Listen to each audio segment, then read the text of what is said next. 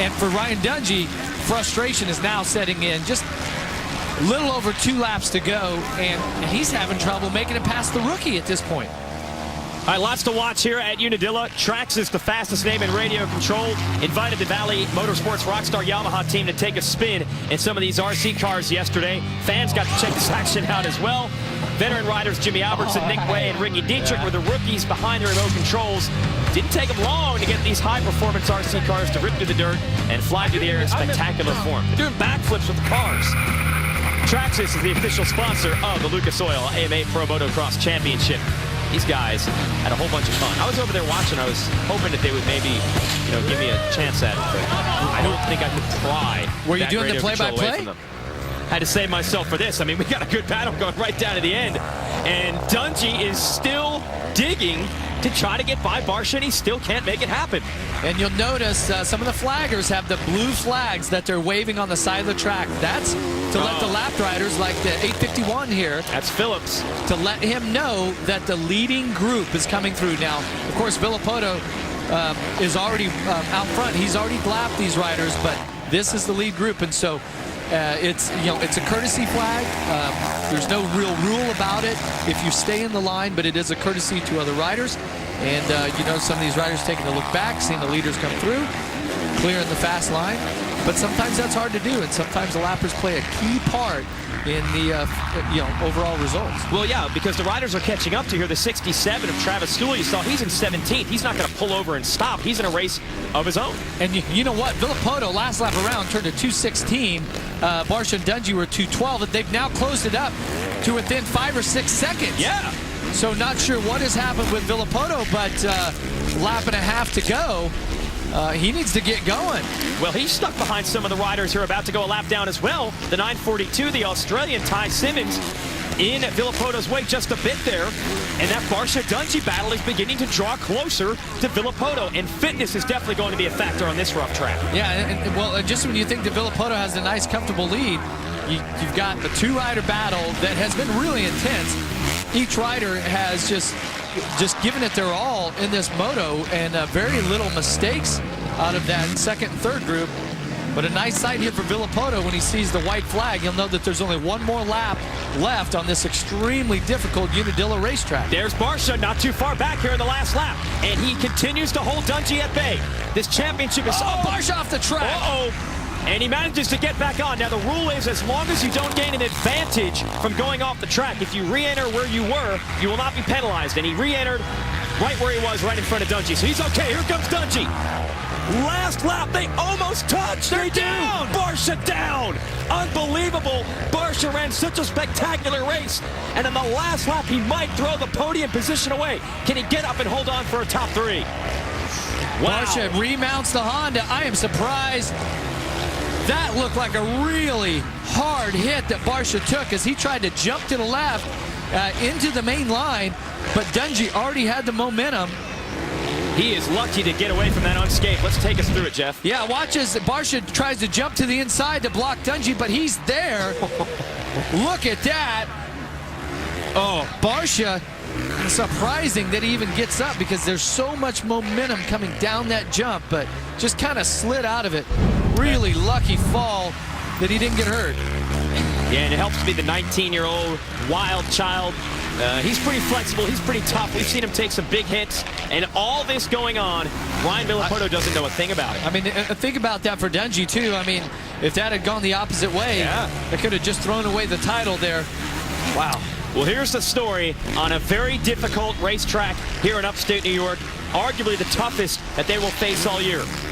Almost everyone in the top 10 has gone down at some point.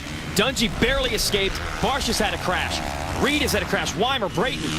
So many riders. The man who was consistent throughout this race that minimized the mistakes is Ryan Villopoto. And my question was, by Kawasaki switching to the 2012 bike, how would Ryan Villopoto be at the end of Moto 2? Because that's where he's had a little struggle. No problem at all. Absolutely. Led the most laps. He dominates Unadilla. Undefeated on the new bike, Ryan Villopoto wins Unadilla by taking both of the 2 motos. And Ryan Dungey able to escape with a second-place finish, but he was lucky with that one because Justin Barcia gave him everything he had in a fantastic race down to the finish. Stay with us.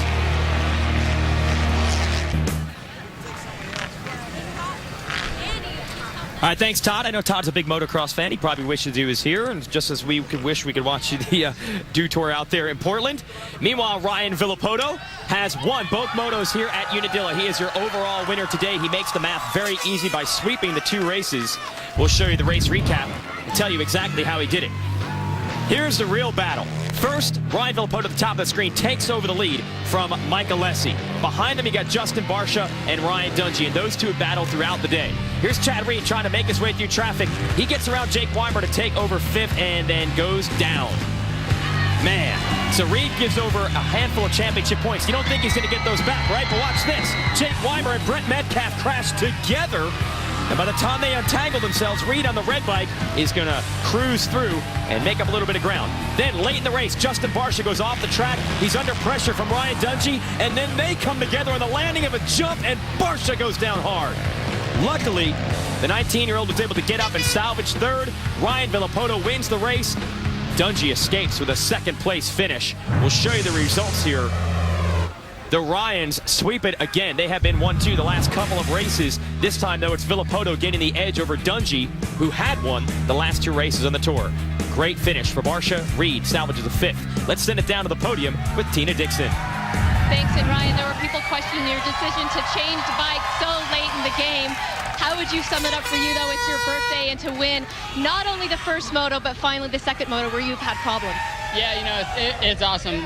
The team came to us and said, hey, we have this option.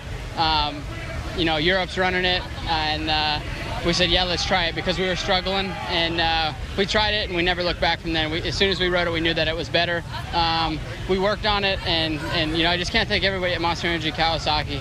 You know, Dunlop Tires, Thor, Parts Unlimited, Oakley, you know, my trainer, my fiance, everybody. Thank you, guys.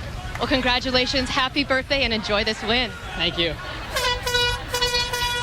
Oh, yeah, he's happy. He's got the points lead. That's a heck of a gift for your birthday. He'll continue to carry that red plate into the upcoming rounds of the tour. And let's show you some upcoming events on the Ally Sports schedule with NBC. Of course, coming up next, the Portland Invitational. Then it's the Toyota Challenge on September 10th and the 11th. And the Dew Tour Championships in Las Vegas in October. Check it all out at allysports.com. And we'll be right back with more motocross from upstate New York when we return live on NBC.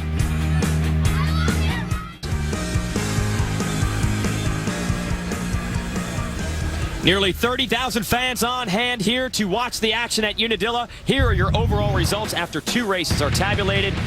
Villopoto, Dungey, Barcia make the math easy. Reed and Alessi inside the top 5. Let's send it back down to the podium with Tina.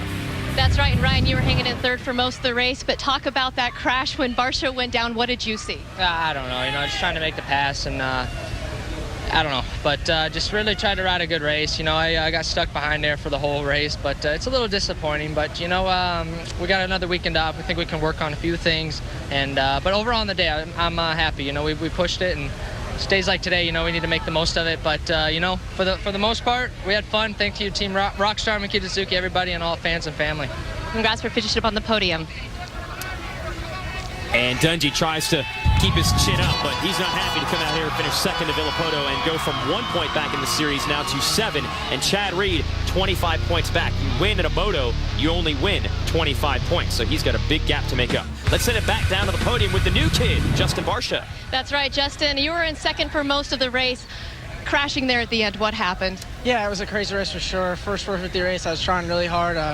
Mine and Dungey's line came together. There was a lap around the other side. Couldn't go anywhere. He kind of clipped the side of me, and we had a pretty hard crash for me anyway. I think he's got some sore feelings, so I don't know what the deal is with that. But go back home, train hard, come back 2 weeks. Southwick, one of my favorite tracks, and just the whole Honda team. I'm so pumped to be on that team and for them to give me that opportunity. Best of luck moving forward. We have got a new player in the 450 division of the Lucas Oil AMA Pro Motocross Championship, and he's only going to get better and better. Coming up next, of course, don't miss defending Skate Street champion Paul Rodriguez and Action Sports Best as they invade the streets of Portland.